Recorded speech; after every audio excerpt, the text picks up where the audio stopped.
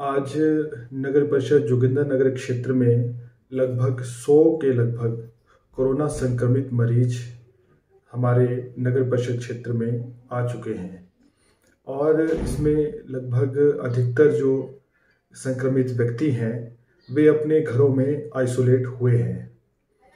और आज जोगिंदरनगर प्रशासन की जो इस संदर्भ में हम बात करें तो मैं समझता हूँ कि उपमंडलाधिकारी नागरिक के नेतृत्व में जो टीम यहाँ पर काम कर रही है वह इन कोरोना संक्रमित व्यक्तियों के लिए सही तरीके से प्रयास नहीं कर रही है। मेरा मानना है कि जो प्रदेश सरकार के जो आदेश सभी प्रशासन के अधिकारियों को किए गए हैं कि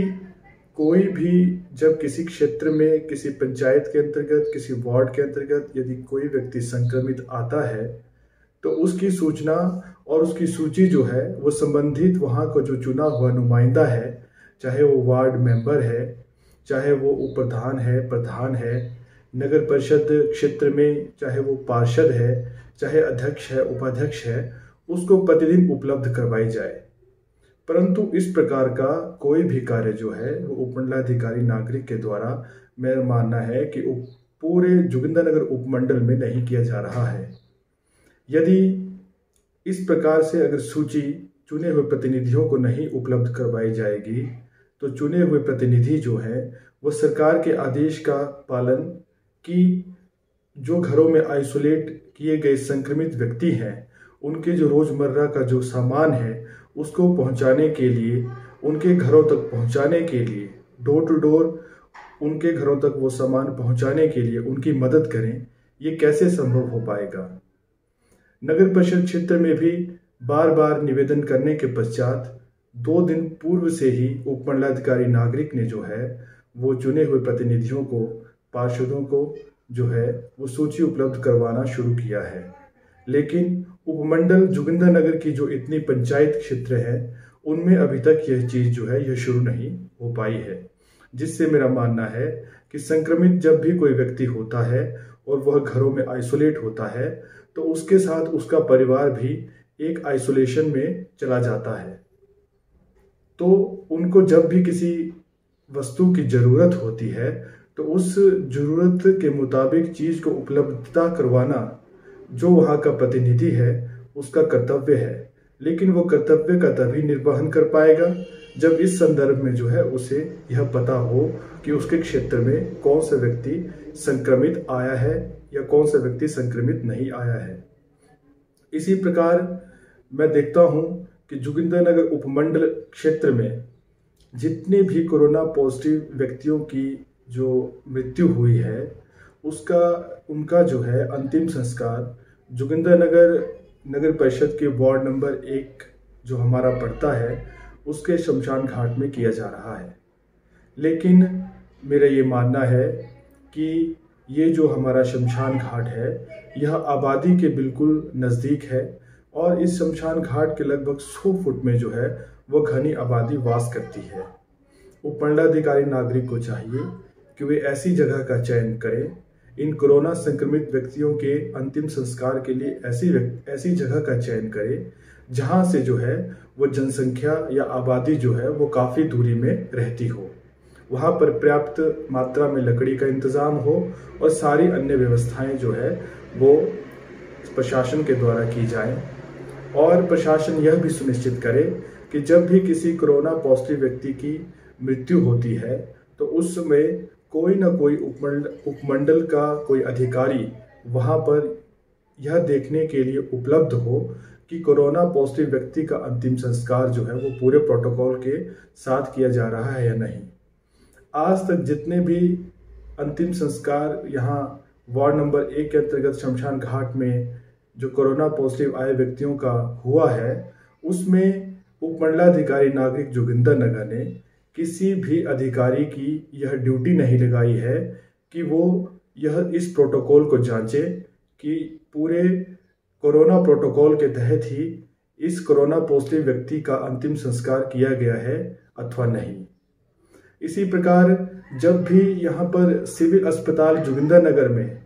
विभिन्न लोग जब अपना टेस्ट करवाने के लिए, कोरोना का टेस्ट करवाने के लिए आते हैं तो ये जब भी उन्हें यह मालूम वहाँ पर हो जाता है कि वे पॉजिटिव आ गए हैं, तो उन्हें घर तक ले जाने के लिए जो है प्रशासन के द्वारा कोई व्यवस्था नहीं की गई है। जब किसी टैक्सी चालक को निवेदन किया जाता है उनके द्वारा कि हमें घर तक छोड़ दें, तो वो भी कोरोना से डर कर जो है, और उनका डरना भी जायज़ है कि किसी संक्रमित व्यक्ति को किस प्रकार अपने वाहन में उनके घर तक छोड़कर आएंगे। अस्पताल प्रशासन और जोगिंदरनगर प्रशासन ने आज तक ऐसा कोई प्रयास नहीं किया है कि किसी कोरोना संक्रमित व्यक्ति की जब पॉजिटिव रिपोर्ट वहां पर सिविल अस्पताल में जब टेस्ट करवाने के दौरान आती है, तो उसे छोड़ने का जो है किसी एम्बुलेंस के माध्यम से प्रयास किया जाए। ये जो हमारा जोगिंदरनगर उपमंडल का सिविल अस्पताल है, यह लगभग हमारे 35-40 किलोमीटर दूर तक के व्यक्तियों को जो है यह अपनी सेवाएं देता है। कई व्यक्ति लांगना से आते हैं, कई व्यक्ति दुब्बल की ओर से आते हैं, कई व्यक्ति धार पंचायत की ओर से आते हैं। इसी प्रकार कई व्यक्ति घटासनी कंधार से लेकर हमारे नोहली तक व्यक्ति जो है इस सिविल अस्पताल पर जो है वो टेस्ट करवाने के लिए निर्भर है। तो जब वे पॉजिटिव आ जाते हैं तो उनको घर तक पहुंचना जो है एक पहेली बन जाता है। उनके पास दो ही रास्ते बचते हैं, या तो वो पैदल चलकर 30 से 35 किलोमीटर का सफर तय करें, या फिर चोरी छुपे वे बसों के माध्यम से जो है अपने गंतव्य स्थान तक पहुंचे। इससे हमेशा जो है लोगों में जो है संक्रमण फैलने की जो है वो संभावना बनी रहती है।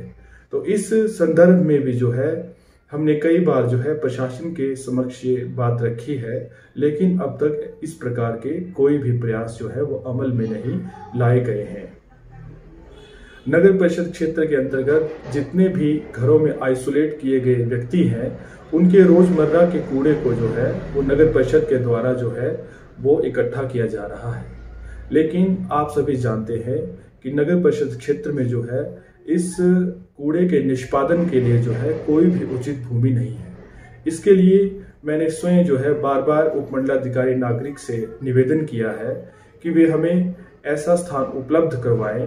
कि जहां पर जो है कोरोना संक्रमित व्यक्तियों के जो रोजमर्रा का जो लिया गया उनका जो कूड़ा है उसको जो है सही तरीके से निष्पादित किया जाए। लेकिन आज तक जो है उपमंडलाधिकारी नागरिक जोगिंदरनगर के द्वारा जो है इस बाबत जो है कोई भी